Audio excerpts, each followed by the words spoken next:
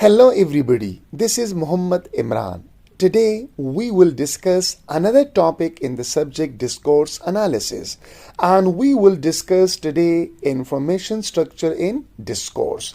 In other words, we will be discussing how information is structured in discourse or discourse analysis. Let's begin our today's lecture. When we send information, on the one hand we have a sender, while on the other hand we have a receiver. So a sender assumes what my receiver already knows or what he or she doesn't. So according to that, a sender structure information, right? So one widely accepted explanation is that the ordering of information is determined by the sender's hypothesis about what the receiver does and does not know. So a sender hypothesizes, right, that what my receiver already knows about the topic or about the information that he or she is sending and what he or she doesn't know. Now, with interpretation, we might divide information into two types: that which the sender thinks the receiver already knows. So whenever we send information, we assume what our receiver already knows about that information, and that which the sender thinks the receiver does not already know. And on the other hand, the sender assumes what my receiver doesn't know already about that information. So these are the two types of information then, and label these two types given information and new information. So we give these information, or we categorize these information into two types. One is given information, what the receiver already knows, and second is new information, what the receiver already doesn't know. So whenever we introduce a topic, we have in mind what our receiver already knows about the topic and what he or she doesn't know. Because if our receiver has no ABC of information, right, previously no knowledge of the information, then our receiver will not get new information also. So new information is gained on the basis of given information. Given information already our receiver gain in social and cultural practices, right? For example, we are talking about politics, we are talking about religion, we are talking about education, we are talking about science and technology, we are talking about current affairs.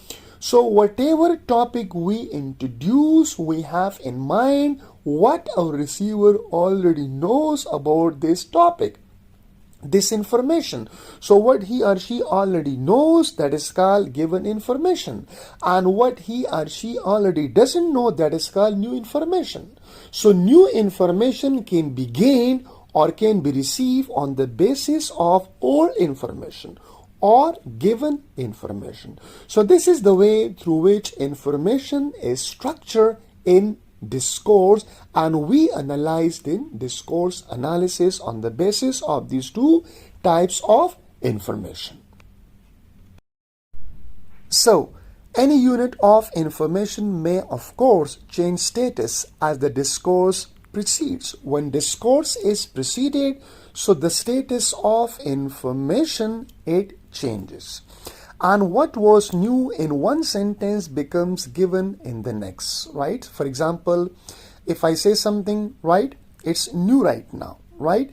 And when I move to another sentence, so my previous sentence would become a given information or old information. So in discourse, every time that the status of information changes, what is new now will become old when I introduce a new sentence, right? So with every sentence, my previous sentence would become a given information and old information, right? Now become given in the next.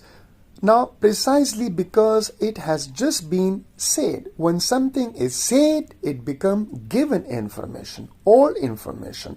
And on the basis of all information, we introduce new information. If we don't have all information, if we don't have given information, we can't introduce new information. Indeed, communication might be defined as the conversion of new information into given information. So this is communication, right? And this is discourse, that we convert new information into given information. And a successful communicator as a person who correctly assesses the state of knowledge of his or her interlocutor, right? You're my interlocutor, so I'll become a successful communicator if I can assess, right, what my interlocutor already knows and what he or she doesn't, right? So I should have in my mind, right, that what my receiver already knows and what he or she doesn't, right? So this is okay how we structure information in discourse. If we misjudge and treat what is given as new, we will be boring, right? We should not treat what is given as new, because given is all information. And if we treat what is given as new, then we will be boring or we get bored. Now, in the reverse case, when we assume the new to be given, we will be incomprehensible, right? So new information makes us incomprehensible. And if we consider something is new, right, but it seems to us, right, a given one, then it will make us bored.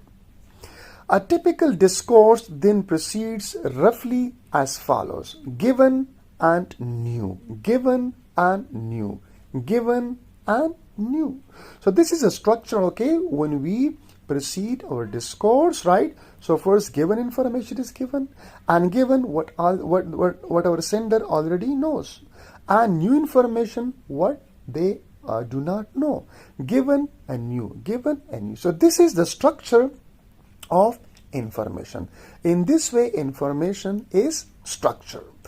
Each given unit being already known by the receiver or deriving from a preceding piece of information. So two ways are there, right?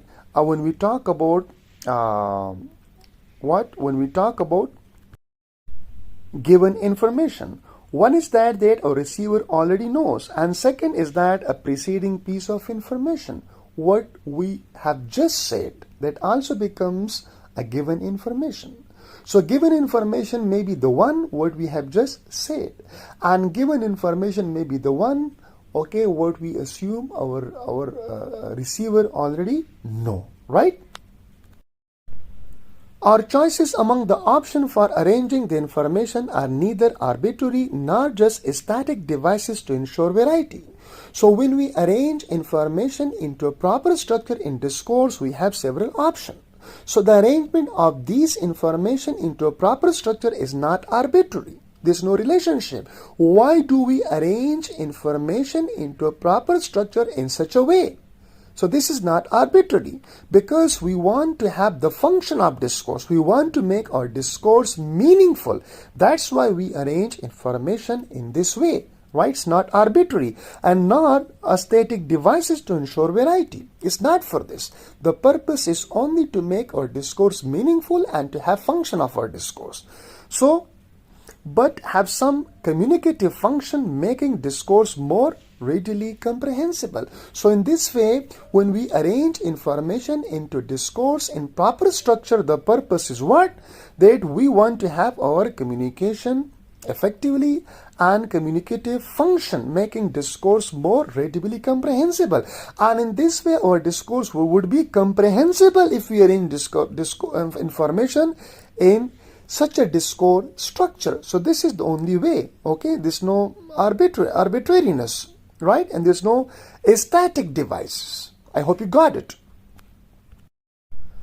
As we do make important choices between alternative version of sentences, so we cannot use every sentence after another one. We have a proper choice. Why we cannot use every sentence after another one? Because then there will be no coherence. And if there is no coherence, our discourse will not be meaningful. For example, if I say that I teach English and then I say my favorite subject is biology, right? So I cannot use this sentence, my favorite subject is biology, after I teach English, because there's no coherence.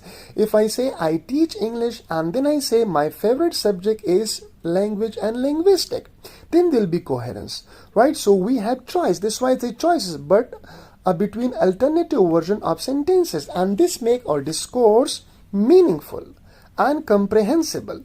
Even though each one is correct in itself, both sentences are correct. If I say I teach English and then I say biology is my favorite subject, so both sentences are grammatically correct, but in discourse they are incorrect. Why? Because my favorite subject is biology. This sentence should not come after the preceding one. So we have a proper choice.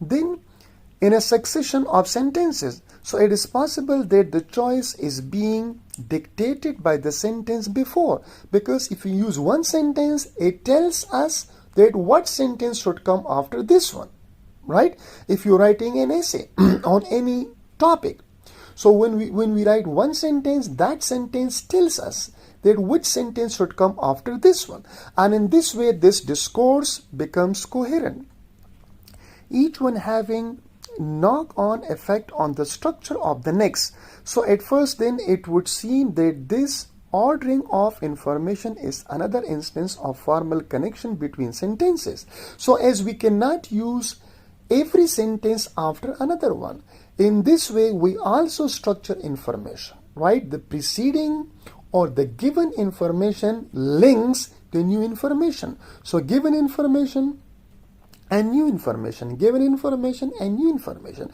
So given information links the new information and make our discourse comprehensible and understandable, right? So on closer inspection, it turns out to be also contextual. This is also contextual, right? As we learn when we are arranging sentences into proper discourse structure, dictated by what's going on in the mind of the sender and the assumption he or she makes about what is going on in the mind of the receiver. So assumption is also made what's going on in the mind of the sender and what's going on in the mind of the receiver. So thank you so much. It was all about that how to structure information in discourse, right? And we learn when we structure information, so we structure information in two types. One is given information, one is new information. Given information, what my receiver already knows about the information, okay? Or we can also say that what I have just said is also given information in my previous sentence. And one is new information, what my receiver already doesn't know. So we link new information with the help of old information, right? And as we learn that when we connect one sentence with another, so we have in mind and context tell us what sentence should come after the next one. Similarly, that when we connect given information with the new information, also context tell us what our receiver already knows and what he or she doesn't. So thank you so much. Please don't forget to subscribe and like the channel. Thank you so much.